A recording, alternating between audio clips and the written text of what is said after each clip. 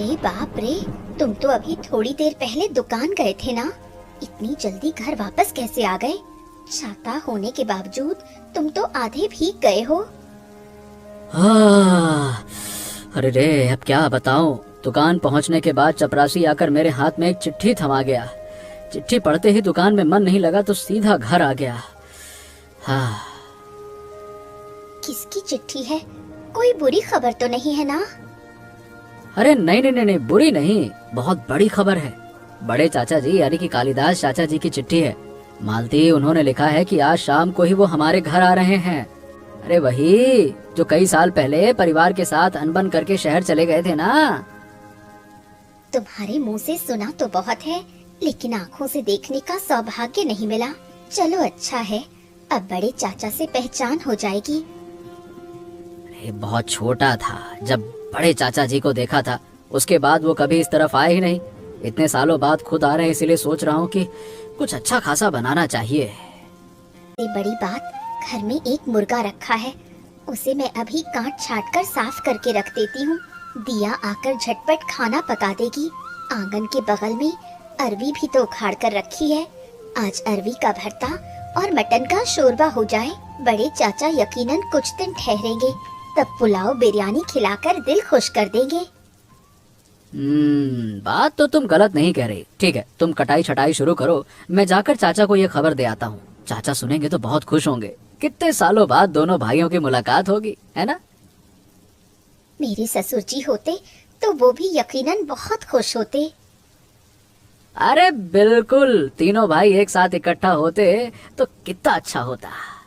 खैर छोड़ो वो सब बातें, मैं चाचा के पास जाता हूँ।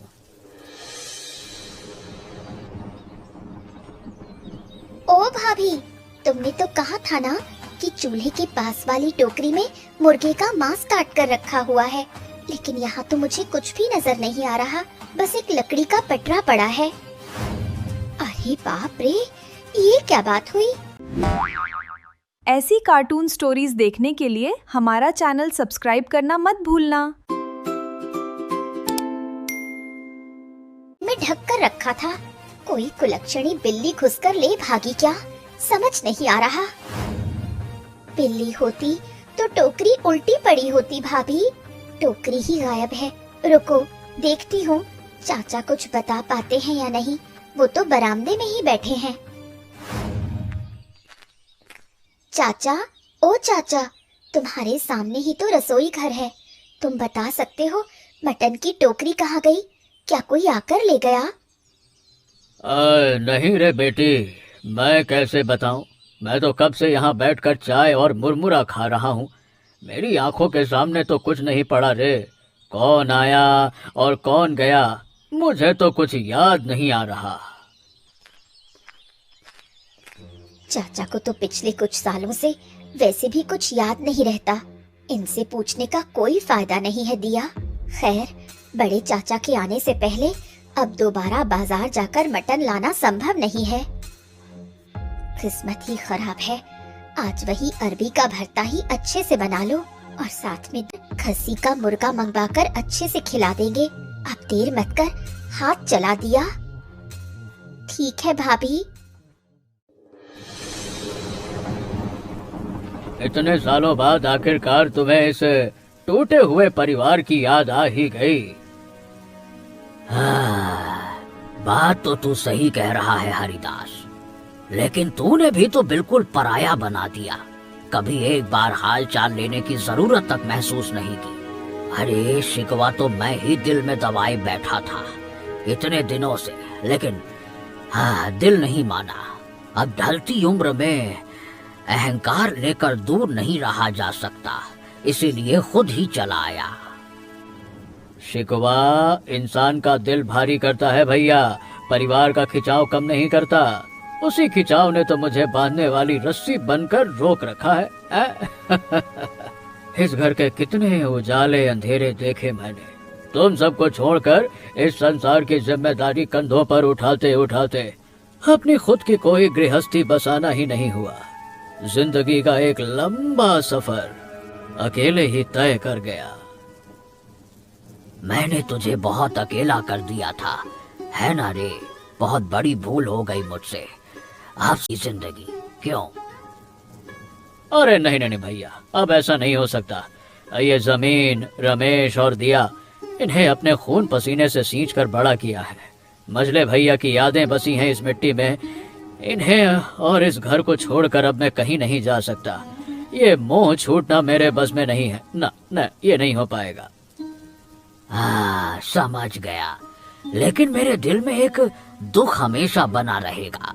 रघु मेरे बारे में एक गलत फहमी दिल में लिए ही इस दुनिया से चला गया। मैं इस मामले में अच्छा हूँ। पुरानी बातें ज्यादा याद नहीं रहती, इसीलिए किसी से कोई शिकायत भी नहीं है। अब बस इतना याद आता है कि तेरे साथ एक बड़ा झगड़ा हुआ था, इसीलिए तो गुस्से में घर छोड़कर चला गया था। अच्छा, भाभी, मीनू, कमल, ये सब कैसे हैं? हाँ रे, वो सब अच्छे हैं।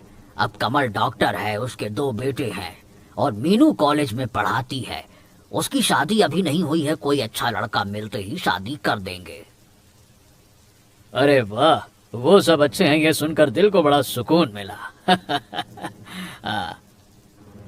अच्छा सुन, काफी, अब जैसा तुम कहो भैया।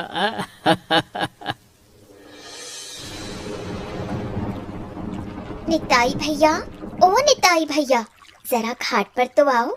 आज तुमसे ताजी देसी मछली लेनी है। शहर से मेरे बड़े चाचा आए हैं।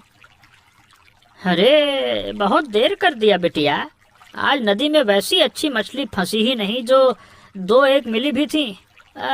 सुबह थोक व्यापारी आकर बोली में खरीद कर ले गया।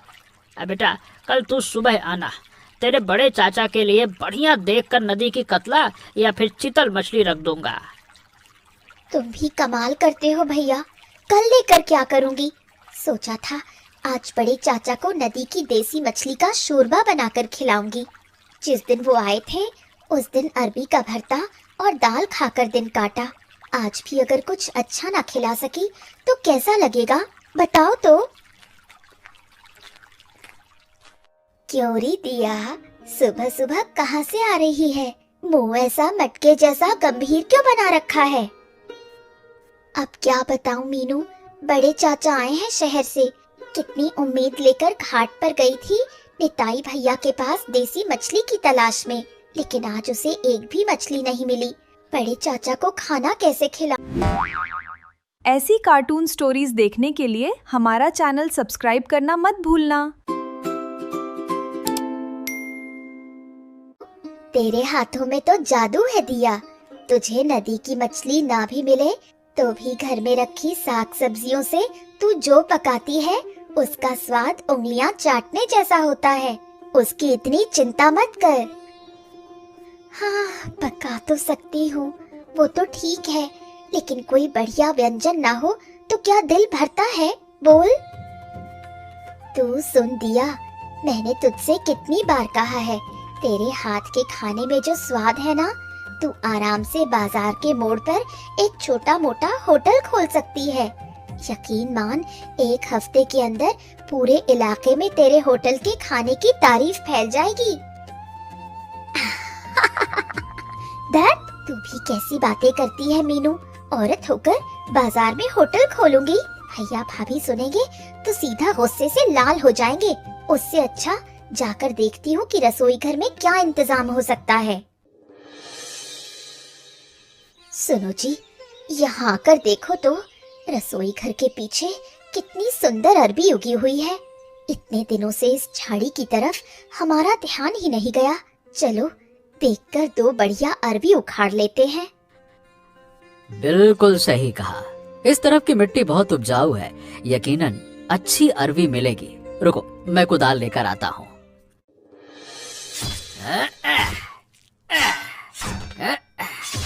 अरे, ये कैसी आवाज हुई? हाँ, मिट्टी में पत्थर है क्या? नहीं नहीं, अरे ये तो एक बड़ी तिजोरी है और साथ में चाबी, चिट्ठी। इसके अंदर क्या है जी? चुप चुप चुप चुप, चुप चुप, बिल्कुल मत चिल्लाओ। बड़े चाचा आए हैं, छोटे चाचा भी घर में हैं। अभी अगर बात फैल गई तो बड़ी मुसीबत हो सकती है। पहले हमें ये जानना जरूरी है कि इसमें है क्या। तो अब क्या करोगे? अभी तिजोरी जैसी है वैसी ही मिट्टी से ढक देते हैं, किसी को भनक ना लगे। और अगर चिट्ठी और ये चाबी इसको कर रखना है तो मेरे पास रहने दो। रात को जब सब सो जाएंगे ना तो शांति से चिट्ठी पढ़कर सब देखूंगा, ठीक है? बिल्कुल सही कहा। चलो जल्दी से मिट्टी फैला देते हैं।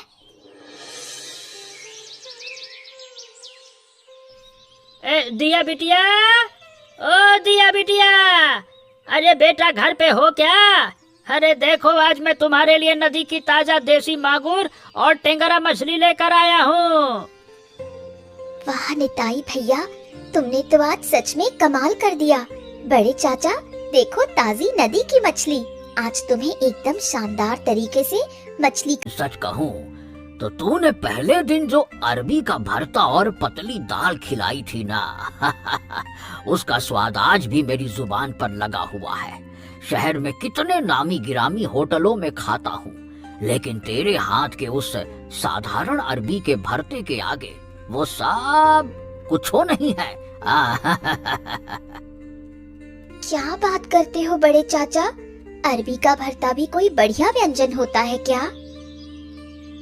बिल्कुल होता है। खाना पकाने का हुनर ही तो असली बात है। सुन बेटी, तू मुझे एक दिन और अपने हाथों से वही सुंदर अरबी का भरता बनाकर खिलाना, और हो सके तो किसी दिन खस्सी के मटन का शोरबा पका देना। तेरे हाथ का खाना सच में अमृत जैसा है बेटी। ठीक है बड़े चाचा, तुम्हारी पसंद का हर खाना मैं एक एक करके बनाकर खिलाऊंगी। तुम बस कुछ दिन शांति से हमारे पास ठहर जाओ। अरे छी छी छी छी छी, किस चीज की इतनी बदबू आ रही है रे बाबा? आसपास कहीं मरा हुआ चूहा उहा पड़ा है क्या? अरे ओ बहू, ए दिया, अरे तुम दोनों जरा इधर आओ बेटी। आकर देखो पेड़ पर वो क्या बंधा हुआ है, बहुत बदबू निकल रही है वहां से। अरे बाप रे बाप, मुझे याद आ गया रे बेटी, मुझे सब याद आ गया, मुझे सब याद आ गया। क्या याद आ गया चाचा? वो उस दिन सुबह रसोई घर में बिल्ली घुसी थी ना, मैंने देखकर सोचा था कि बिल्ली यकीनन मटन की टोकरी लेकर भाग जाएगी, इसीलिए बिल्ली से बचाने के लिए मैंने ही मटन की टोकरी को पन्नी में लपेटकर छिपाने के लिए इस अमरूद के पेड़ पर बांध दिया था। उसके बाद चाय में मुरमुरा भिगोकर खाते खाते खाते बिल्कुल भूलिया ही गया मैं तो। ओहो चाचा, आपकी इस भुलक्कड़ आदत की वजह से 2 दिनों से हम घर में हंगामा कर रहे हैं। खैर, सड़कर खराब तो हो ही गया है, अब क्या किया जा सकता है। मैं ही इसे ले जाकर किसी दूर झाड़ी में फेंक आती हूँ।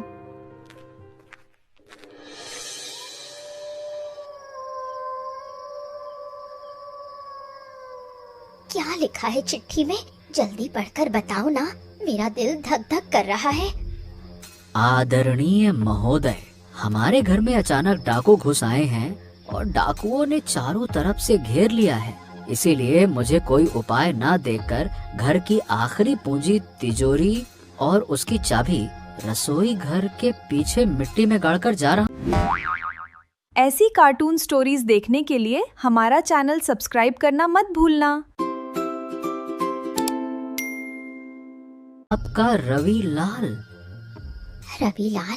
कौन है ये रवि लाल जी? इस नाम का तो हमारे खानदान में कोई है, ऐसा मुझे मालूम नहीं। तुमने मुझे कभी नहीं बताया।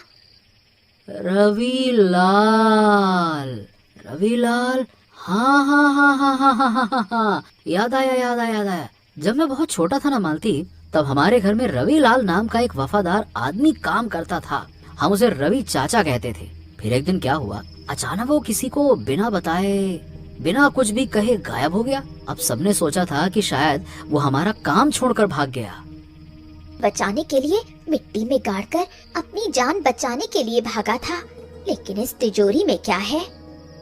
तिजोरी में यकीनन पिताजी या फिर बड़े चाचा के जमाने की कोई कीमती जायदाद या फिर गुप्त कागजात होंगे। उस समय ना मैं बहुत छोटा था, इसीलिए इससे ज्यादा कुछ याद नहीं आ रहा। लेकिन मालती, इस चिट्ठी और चाबी का रहस्य अब हमें छिपा कर रखना ठीक नहीं होगा। हाँ, कल सुबह ही हमें बड़े चाचा और छोटे ही इसका सही इंतजाम कर पाएंगे।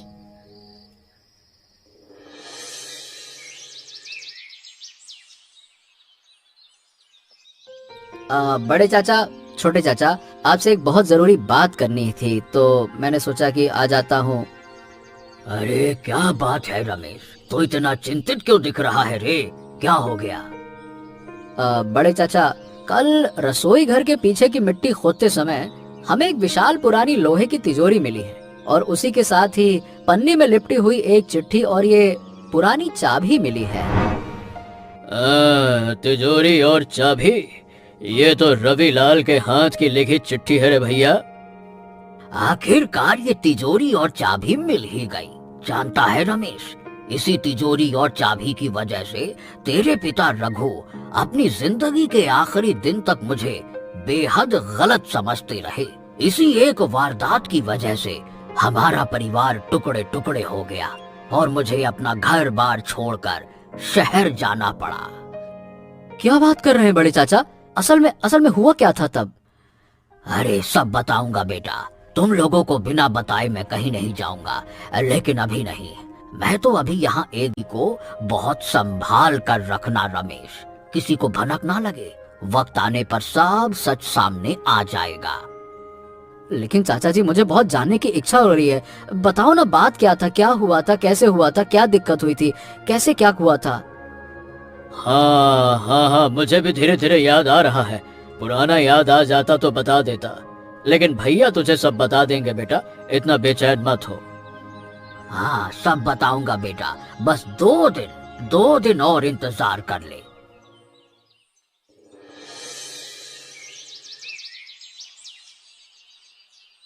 दिया, ओ दिया, अरे कपड़े उतारना छोड़, पहले मेरी बात सुन।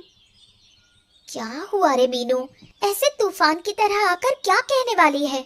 आसमान में जैसा मेघ घिरा है, अभी तो मूसलाधार बारिश हो जाएगी। होने दे बारिश, तुझसे एक बहुत बढ़िया खबर बांटने आई हूँ। अगले हफ्ते मेरी शादी है। दूल्हा कौन है रे, क्या करता है? बगल के गांव के सरकारी प्राइमरी स्कूल का मास्टर है। आज सुबह ही सब पक्का हुआ है। मैं खबर सुनते ही सीधे तुम लोगों के घर भागी चली आई। बहुत अच्छी खबर है, पर तेरे पतिदेव को एक दिन मेरे हाथ का खाना खिलाना ही पड़ेगा, समझी? वो तो यकीनन, बिल्कुल पक्का। लेकिन सुन, सिर्फ तुझे कहने से काम नहीं चलेगा। तेरे भैया, भाभी, हरी चाचा, शहर से आए बड़े चाचा, तुम पूरे परिवार को मेरी शादी में आना पड़ेगा। कोई बहाना नहीं सुनूंगी, पहले ही कह दिया। अरे धत, बहाना क्यों बनाऊंगी? हम सब आएंगे। मेरी इतनी प्यारी सहेली की शादी है और मैं ना आऊं? ऐसा भला कैसे हो सकता है? तुझे उस दिन कितना सुंदर सजाऊंगी, देखना।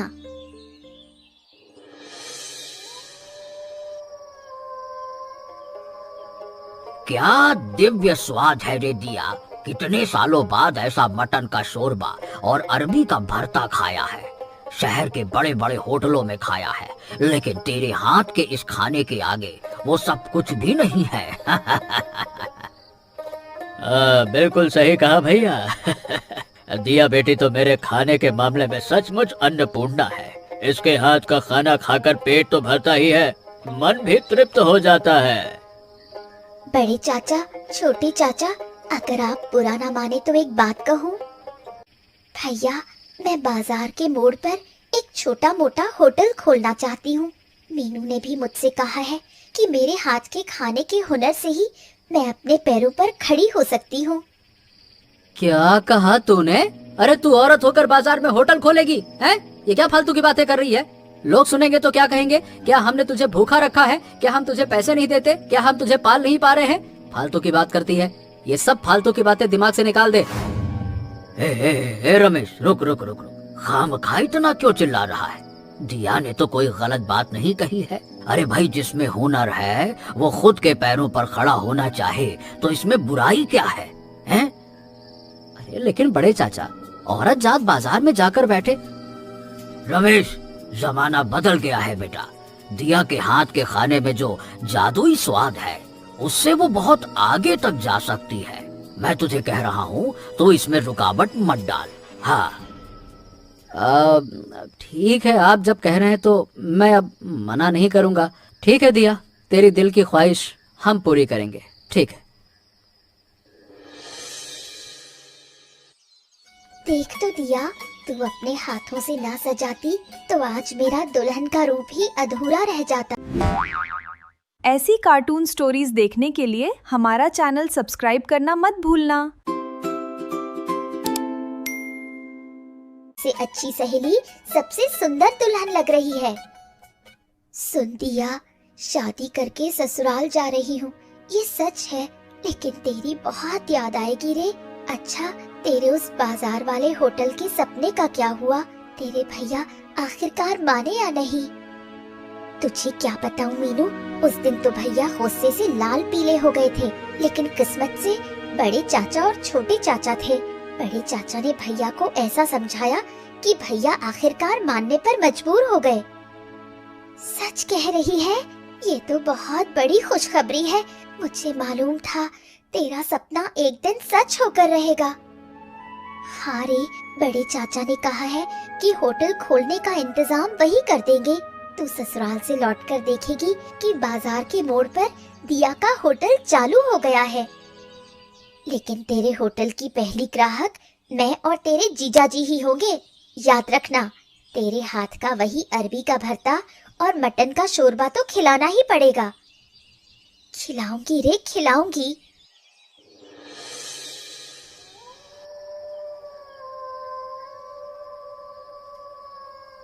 रमेश, तुम लोग तो नहीं जानते कि असली घटना क्या हुई थी।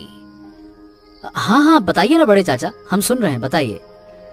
तुम लोग जब बहुत छोटे थे तब घर के सब लोग तुम्हारे मामा के घर गए हुए थे। घर में सिर्फ मैं था और हमारा नौकर रविलाल।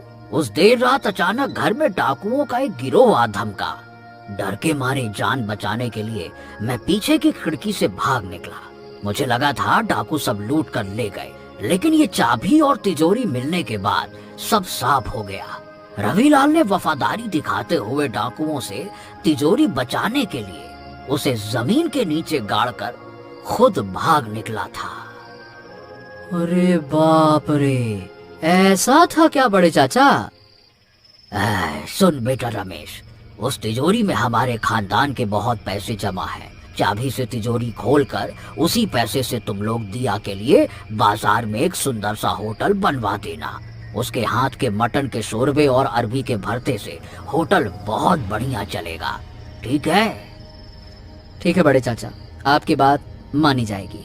मैं अब कोई रुकावट नहीं डालूंगा।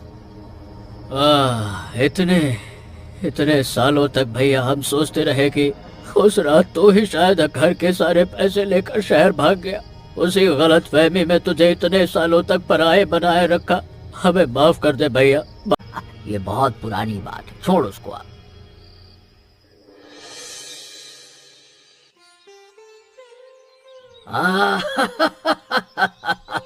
अरे ओ दिया बेटी, बाहर से ही पकाने की बड़ी खुशबू आ रही है रे। तेरे होटल की तारीफ तो अब शहर तक पहुंच गई है।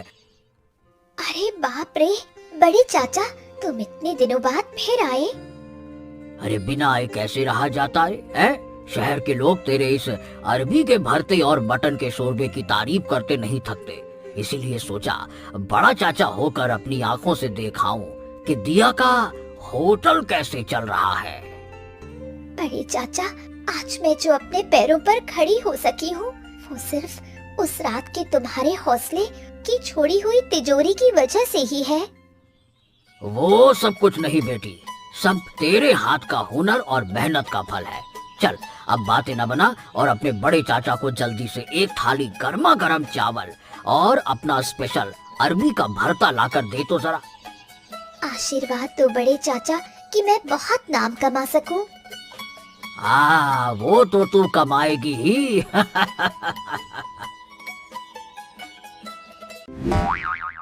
ऐसी कार्टून स्टोरीज देखने के लिए हमारा चैनल सब्सक्राइब करना मत भूलना।